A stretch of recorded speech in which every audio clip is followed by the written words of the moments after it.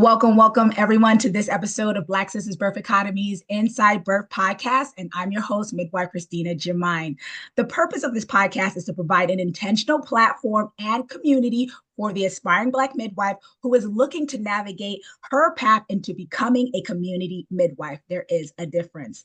Our interviews are aimed to provide practical tools and knowledge for aspiring Black midwives who want an inside look on the ins and outs of community midwifery based on what Black community midwives have experienced.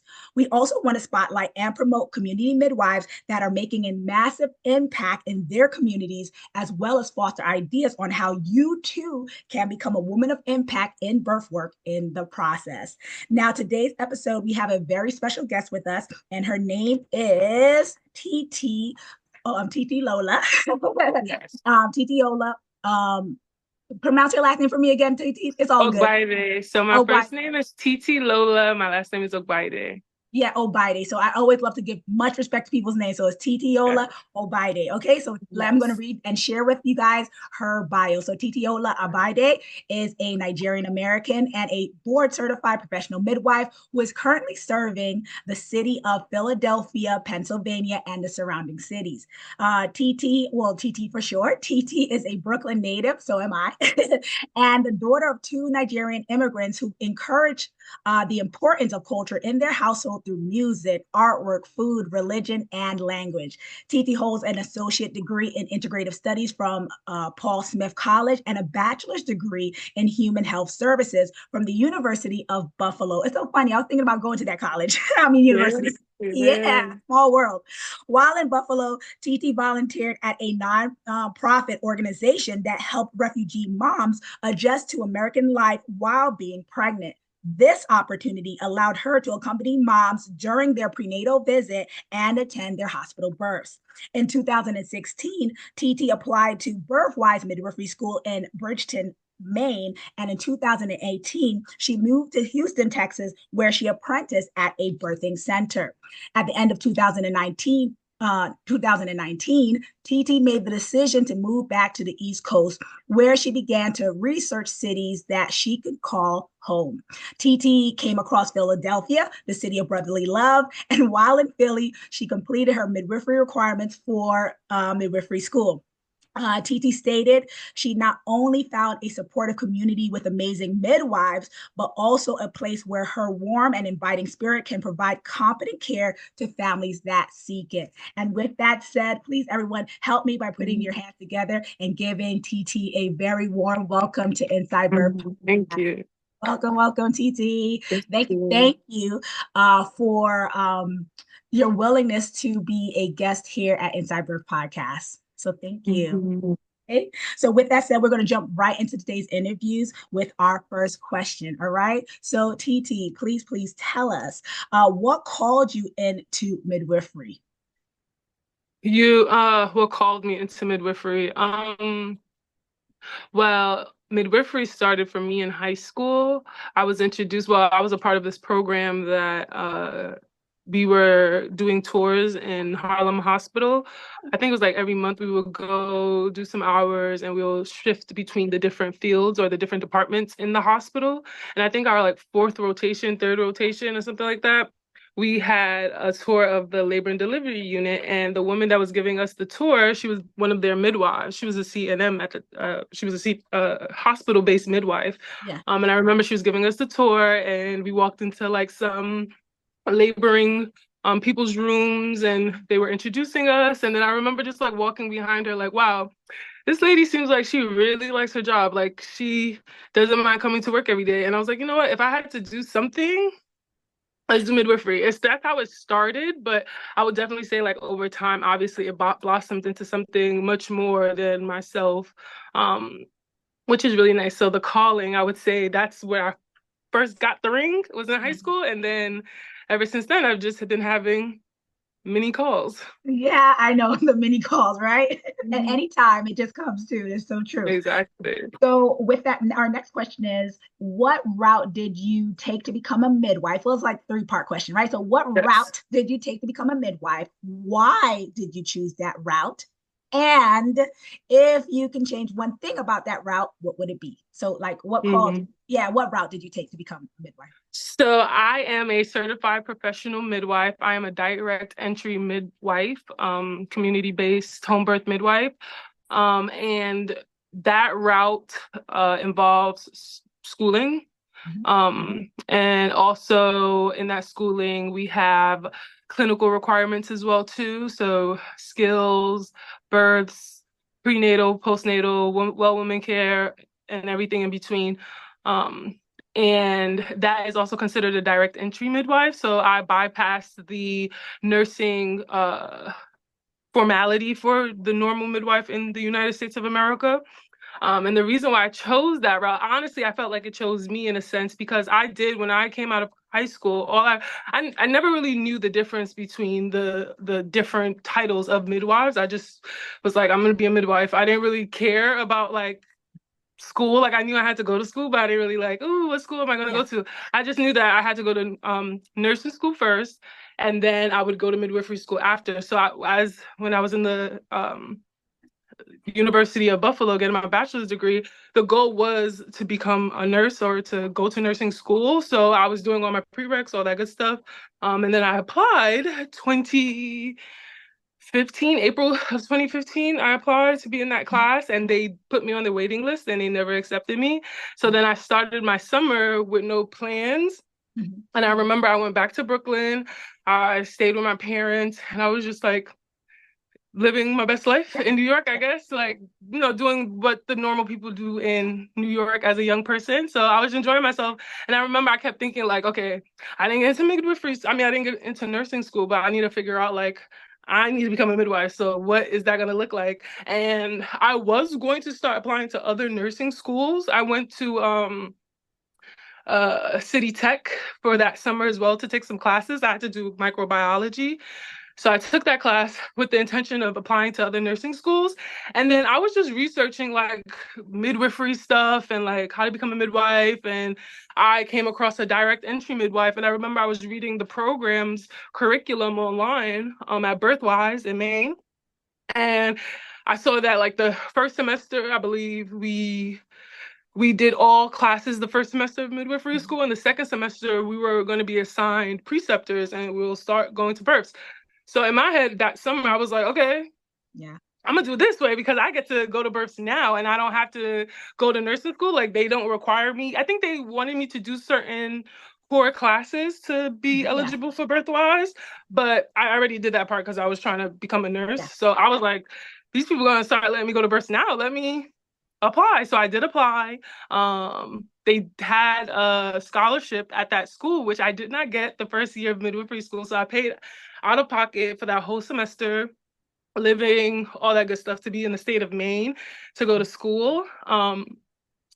Yeah, and that's the reason why I chose that route is because I was really eager to go to births. I didn't really honestly, when I was in my undergrad program, like I had a professor, he was very I guess raw in a sense. Like I remember we had this project and he came and we had like the little boards and I forgot what my project was about, but he came to my project. He was like, why are you here? And I was like, you know something? I don't know. Like people just tell me that I have to go to nursing school. So that's why I'm here. I'm not really, I don't really care about this part. And he Yeah. knew and he said it and he was like, listen, you should figure out something else to do. And I was like, you know what?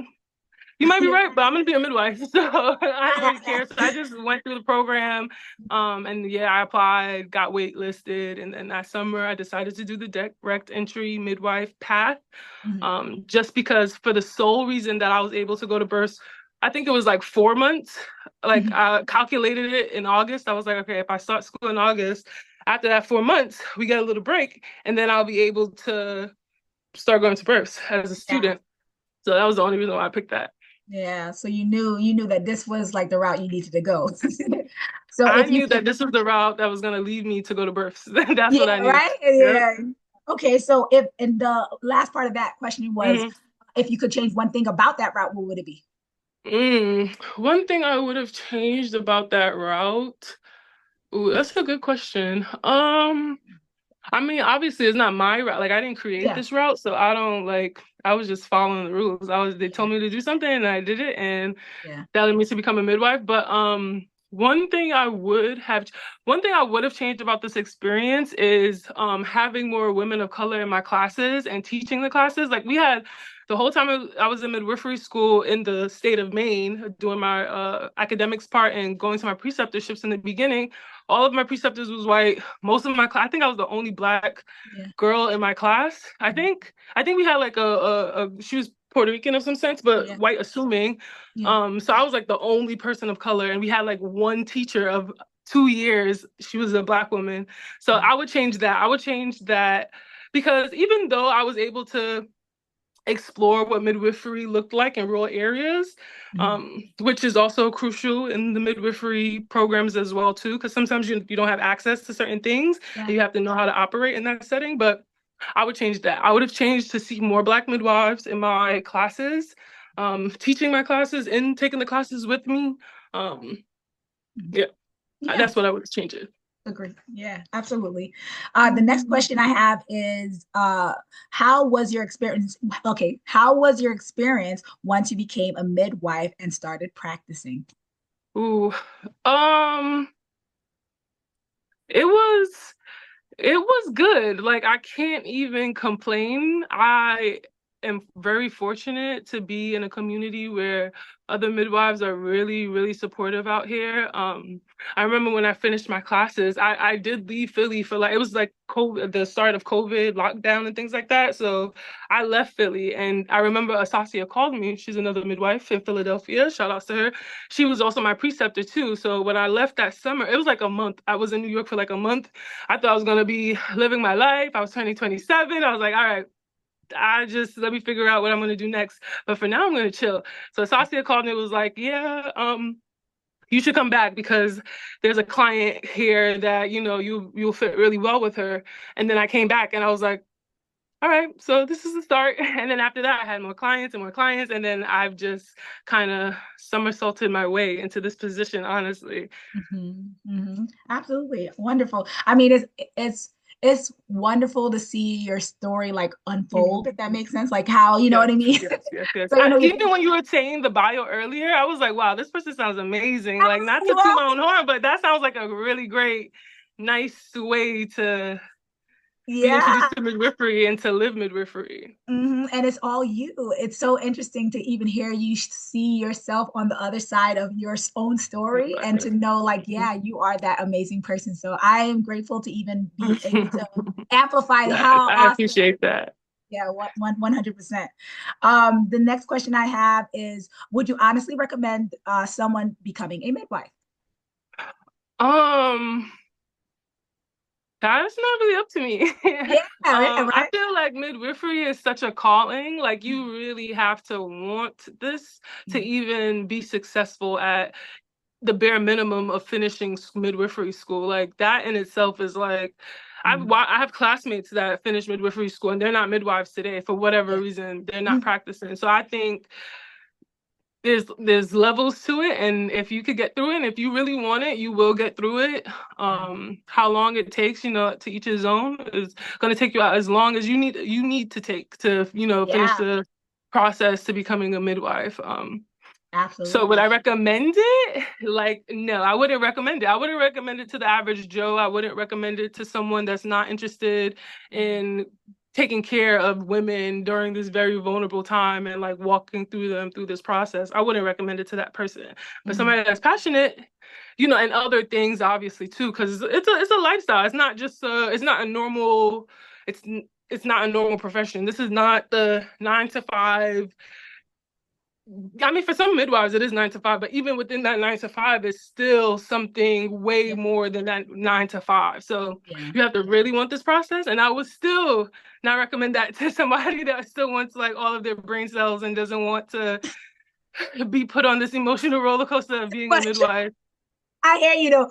No, 100. Love your authenticity in regards to this. You know what I mean? You're saying like, if this is your calling, and that's what I know when you are called to do something. Exactly. I mean, TT, it's like I don't have a choice. It's not an option. Some people think they got option. Like, no, when you're called to do something, and it's your responsibility to get it done. It doesn't matter. It don't matter. So I Exactly. love that you said Mm-hmm. that is what It's true. It's true. Because, very right now in this day and age, like, even though like giving birth at home is starting to become very more popular than it was yeah, like 5, 10 years ago, which is really nice. But I think also that comes with people thinking that being a midwife, being someone that's attending births with people as a professional is just, yeah. is easy, or it's normal, or like it's manageable, because it's not manageable. It's really not. Mm-hmm. Yeah, and I think that that's the beauty in it. Like we're not called to manage people or people's experiences or people's bodies, you know what I'm saying? And so it's like, can you really be with somebody? Because that's really what Exactly. midwifery is to be with women. Like, can you be with someone? And it's amazing. The Like even having this bad, the conversation, ugly. what? Just like it's a relationship, like right? You know what I mean? And we know when it comes to relationship, like, and It's this is not the easy. yeah, it's not like, but when love is truly there, you're called to be there, you're there. So it's Exactly. like, yo, you're Exactly. crazy to be there, but you know why you're there. You know what I'm saying? Exactly. Exactly. Yeah, Exactly. awesome, awesome, awesome. So the next question I have is, what would you tell your 5-year-old self about following your dreams? Ooh, what would I tell my 5-year-old Yeah. self? Well, my 5-year-old self thought, well, maybe not five. I actually don't know when I stopped thinking I was going to be a commercial judge. I was very Oh, passionate. I don't know nice. why. It was just like, I'm going to be the next Judge Judy. Like, it looks Okay. like that's a good time. I want to settle cases for people too. I feel like I have good judgment. But I think that kind of dream stopped when I was like in not even middle school, probably like elementary school-ish. Yeah. But I would tell my 5-year-old self that, I mean, she was really powerful. That girl is the person that got me here today. Like her dreams, like what she was thinking about, like everything that she thought that she wanted, like it might have not happened exactly the way that I thought. Like I'm not a commercial judge, but I do love my profession, and I love what I do every day. Mhm. So I'll just congratulate her and tell her like, yeah, girl, You got this, right? invest in a house. Yeah, yeah, Invest yeah. your money now. Yeah. Exactly, exactly. Invest in Mhm. you, right? Absolutely. So right now we're going to do a quick segment. It's a called the one, right? And in this segment is a lightning round of questions with the word one in it, and you have 1 minute to answer these questions. All right. Okay. Sounds good. I It's think gonna I have get the concept. yeah, so it's called the segment's called the one, right? So it's gonna Okay. have, for example, this first question says, what is one common Okay. misconception that you have encountered that people have said to you about midwives or midwifery? And Okay. you have one Okay. minute to answer that question. Okay. Okay. Oh, that's a good game. That's good. Yeah, yeah. So what's one common misconception that you've noticed that you've encountered people have said about midwives or midwifery? That I like babies. I That do you like babies. That I like babies. Like I like holding babies. Like yeah, babies, like, the serotonin level that you get from it. Like I get it. It's nice, yeah. but that's not why I'm a midwife. I barely even carry people's children. Yeah, I know. I get it. It's so interesting that you said that. I agree. I agree with this 1 minute phrase that is like there's so much Yes. more to this profession. Like I hold it for like 2 seconds and then it's like, okay, back to your I give it family. back to their parents. Like most of the time when the child is with me, they're gonna cry. Like I'm giving shots, I'm doing vitals, I got a cold stethoscope. Like they're not having a good time, and I'm not either because I really don't want to do it, but I Yeah, have to. you got to But do what you I got to could do. get it. I hear you. I hear you. So, what is one tip that you have learned about entrepreneurship? Ooh, organization. Like you need to be organized. You need to make sure that you're accounting for everything, like which is not the cute part about being an entrepreneur. Like I really desire a boss. Like I really want someone to hire me at this point in my midwifery career. Yeah, Even though I love, yeah, solo practicing and having my own practice and all that great stuff is beautiful, but it's nice to be able to clock in and just like, oh, you told me to do this? All right. I'm gonna do that. And I'm only gonna yeah. do that. That's okay. I miss that. I really do miss that.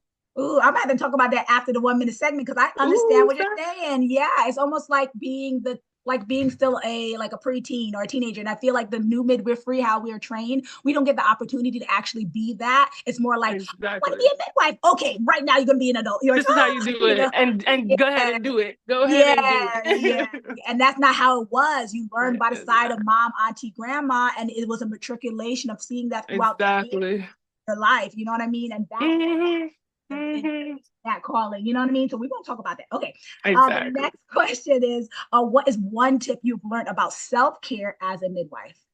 Take it, always take it. Any opportunity you get, any opportunity someone gives you that sounds like it's not birth, I say take it.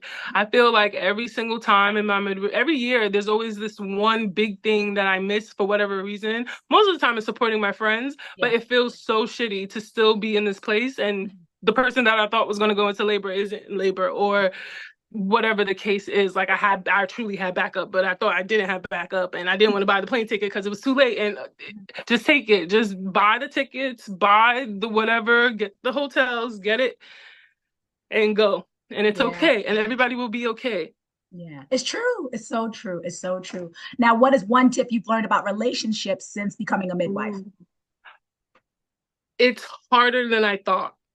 It's Mhm. harder than I thought, and I didn't realize how capable I was of patience. Like before, when you're younger and you don't have the weight of the world on you, I feel like sometimes you could get real cutthroat and very like standards and this is what I want. And if it's not that, like go about your business because I'm about to go about my business or whatever the case is.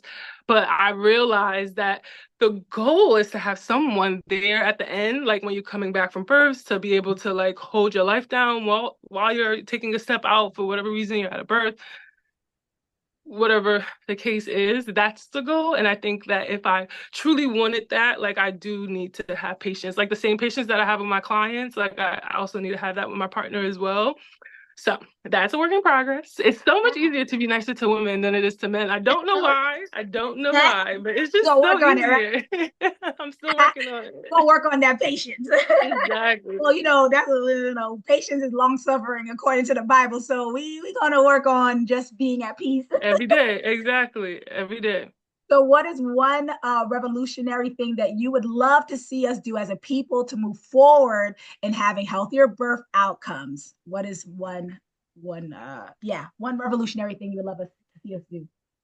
Education, right? Educating ourselves, like empowering ourselves, that like, listening to the stories and like aiming to do better, like even, and I feel like sometimes with our community, like because other people around us may not be thinking the same way we are, we tend to be a little bit more timid with our desires and our wants, right? Like I talk to my clients all the time, like they have the courage to be able to choose home births for themselves, but their mother, their grandmother, their uncle, auntie, whatever the case is so terrified for them. And every day calling them about like, is the baby okay? Like, do they need to go to the hospital? Whatever the case is. And I feel like sometimes like that is debilitating as well. And if we want to break generational curses, we have to, in all categories, like we know what's right from wrong. We know Yeah. how to educate ourselves. Like even though the internet is a terrible place, but it still holds a lot of gems. There's still social media pages that you can follow that they are saying some reputable things so that you can educate yourself on like what's normal versus not normal.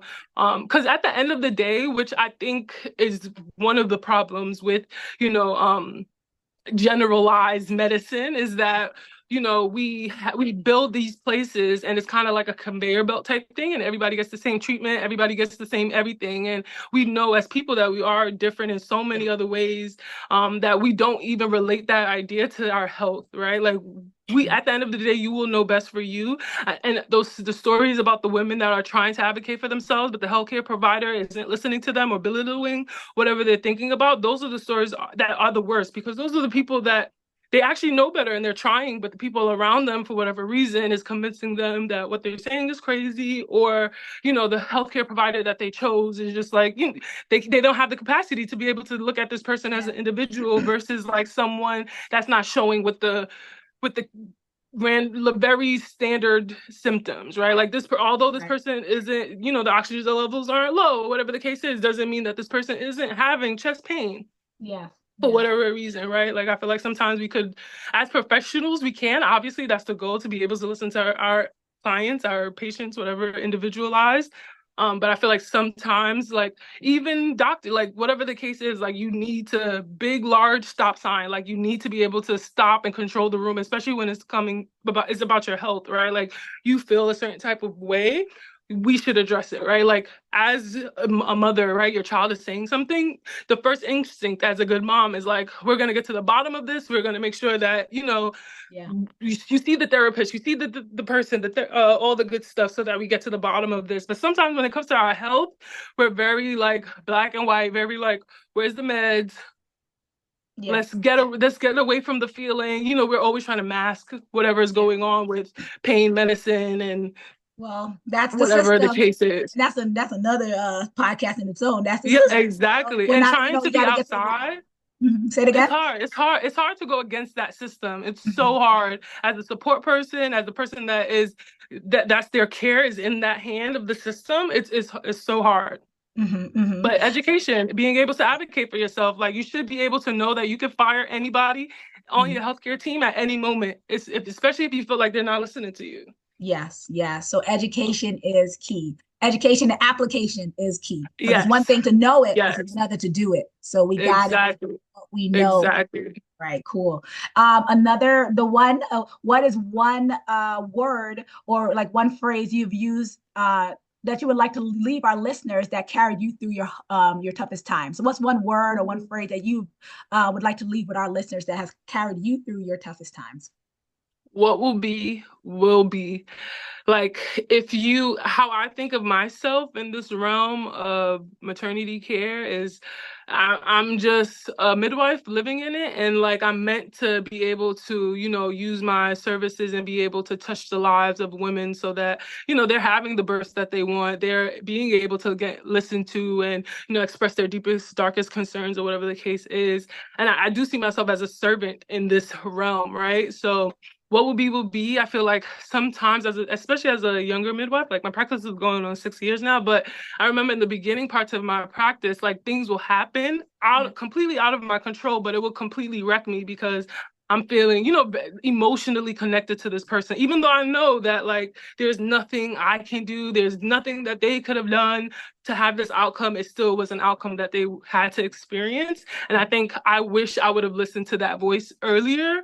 Because now I feel like I come to grips with it. Even how I talk to my clients at the end of the day as well, too, right? Like these are all tools.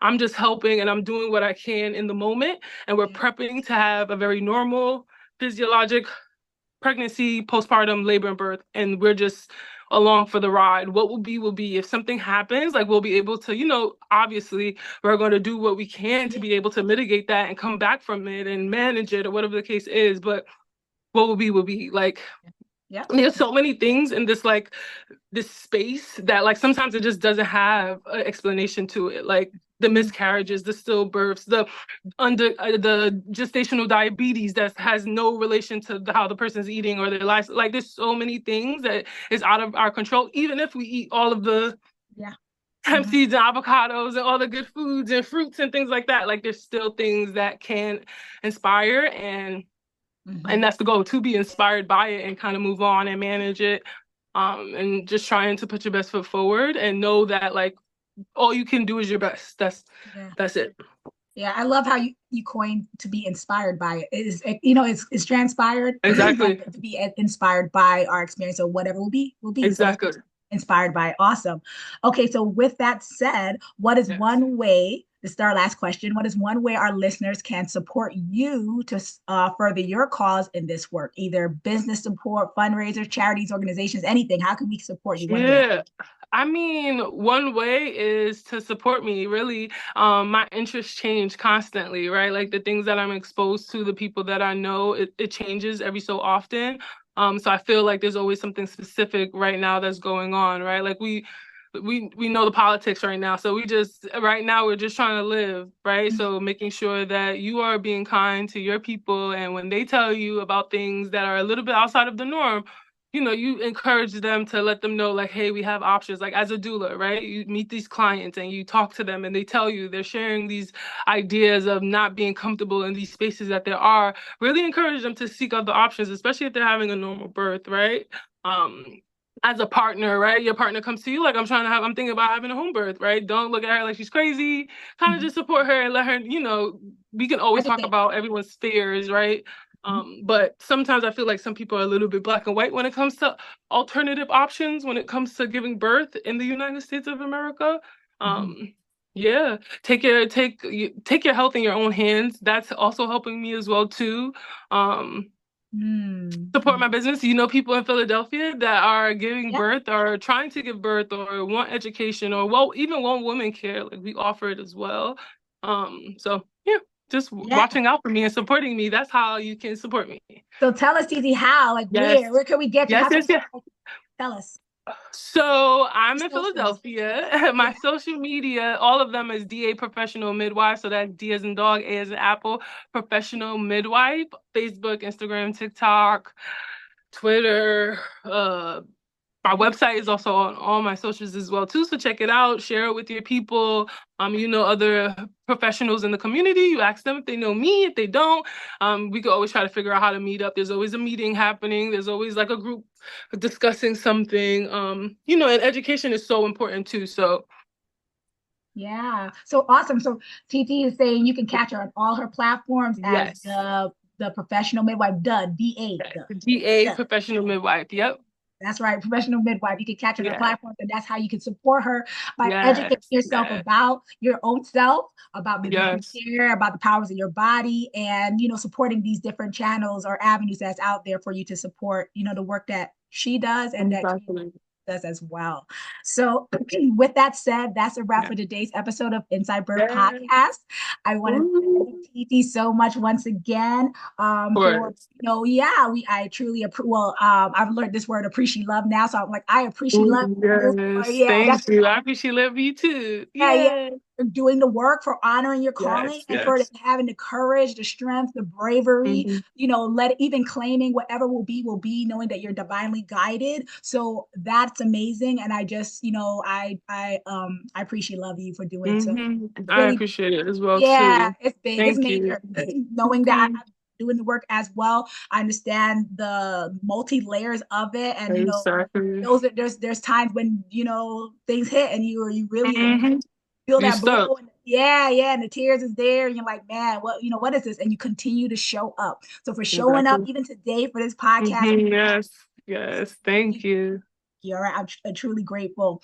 And for our listeners out there, you can catch Inside Birth Podcast on Spotify, YouTube, the second Tuesday of every month at 11 a.m. Eastern Standard Time or Eastern Time for our next episode with another community midwife. And if you enjoyed the educational information that we provide here at Black Sisters Birth Academy podcast Inside Birth, feel free to give us a like, share, subscribe wherever you find us. Do the links, do the touch. That's what I tell people, like, hey, wherever you find us, do the links. And let share this wonderful word that we share here at Black Sisters Birth Academy, letting others know that birth is what we do. Until next time, everyone, have a wonderful rest of your day, and thank you for tuning in. Bye-bye.